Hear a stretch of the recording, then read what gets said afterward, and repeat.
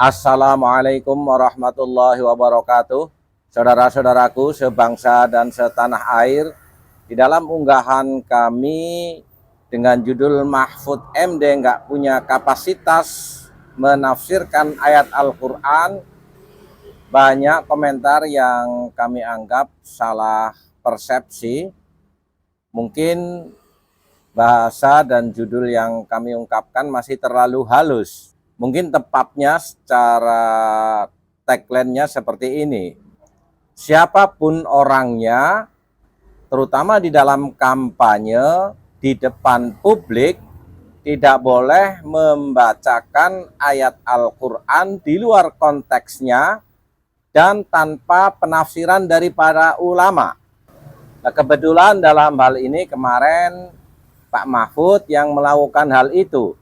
Dan ini banyak disayangkan oleh hampir semua pihak, bahkan oleh orang-orang yang, mohon maaf, tidak memahami secara detail ilmu tafsir Al-Quran.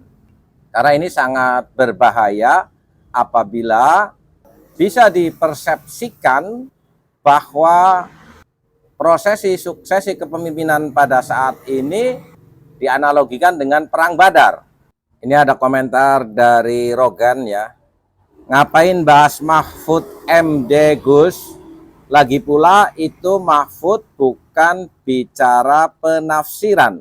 Nah justru disinilah titik tidak bolehnya siapapun membacakan ayat Al-Quran terutama di depan publik yang tanpa penafsiran.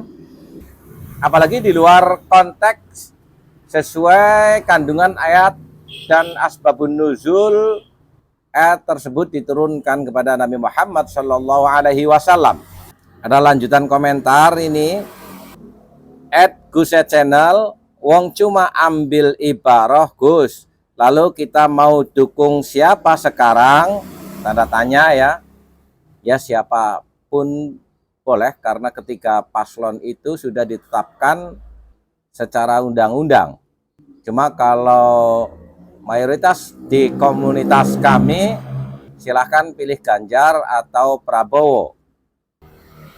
Lalu kita mau dukung siapa sekarang? Prabowo bosnya Lutfi bin Yahya atau Anies boneka cendana? Kita sudah dikepung boneka Zionis sekarang ini Gus. Ya silahkan persepsinya, tapi ya tidak seseram itu.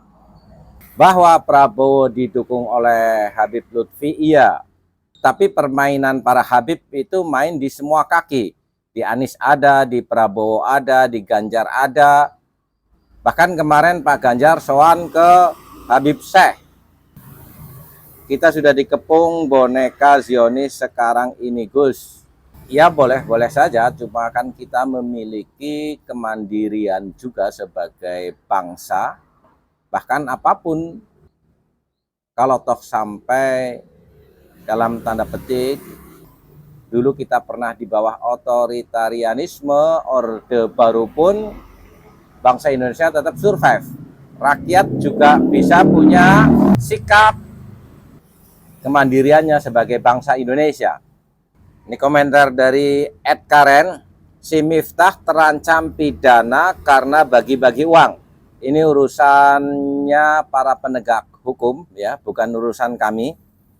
Channel ini condongnya ke gemoy, WK.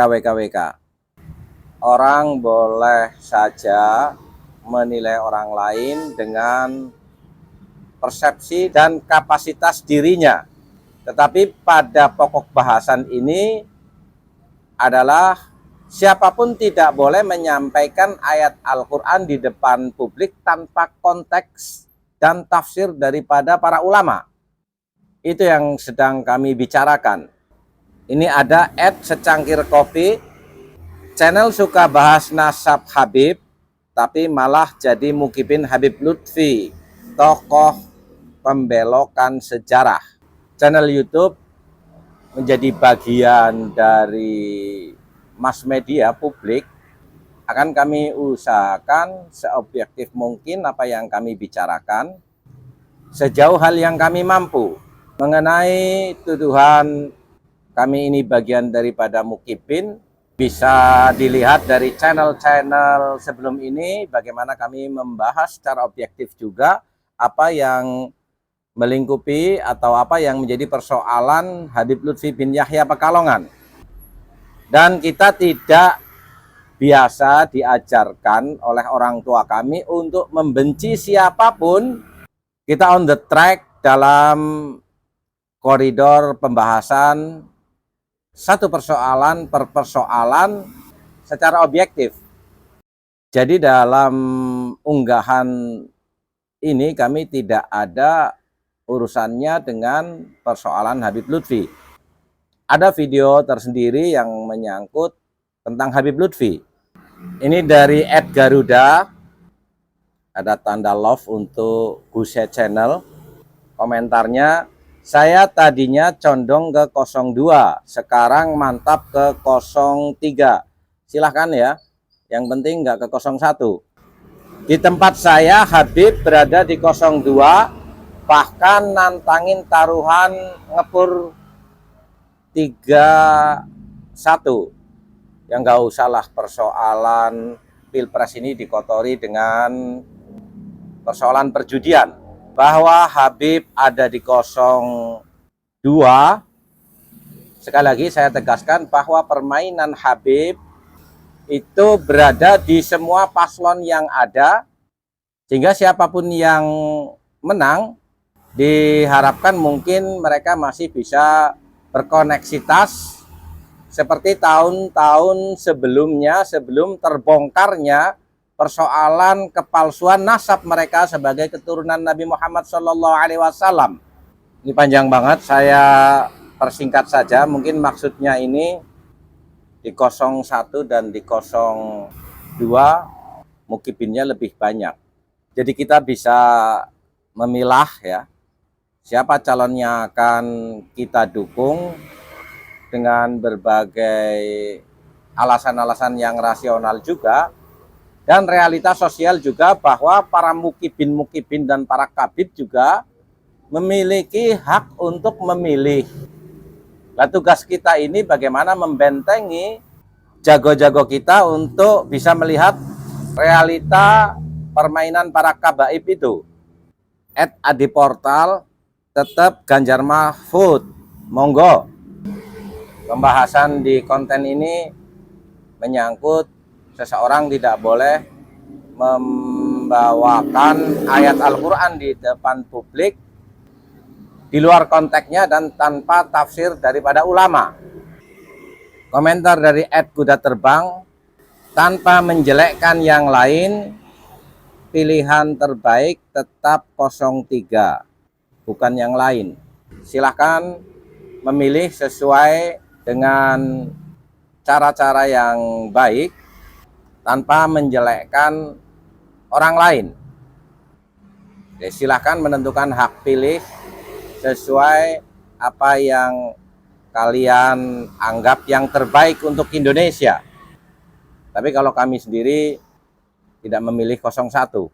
Ini ada @user Syib Abah Lutfi bin Yahya jadi tim sukses 02. Habib Kribo CS ada di Ganjar. Bahkan Pak Ganjar kemarin sowan ke Habib Syekh.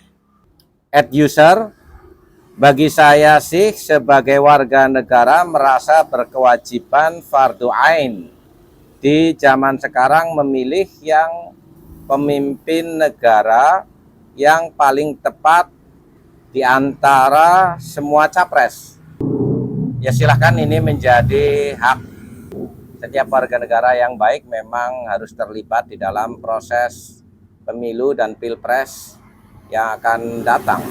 Saudara-saudaraku sebangsa dan setanah air, itu sebagian komentar yang bisa kami respon. Untuk yang lainnya yang tidak terwakili dengan jawaban ini, kami mohon maaf.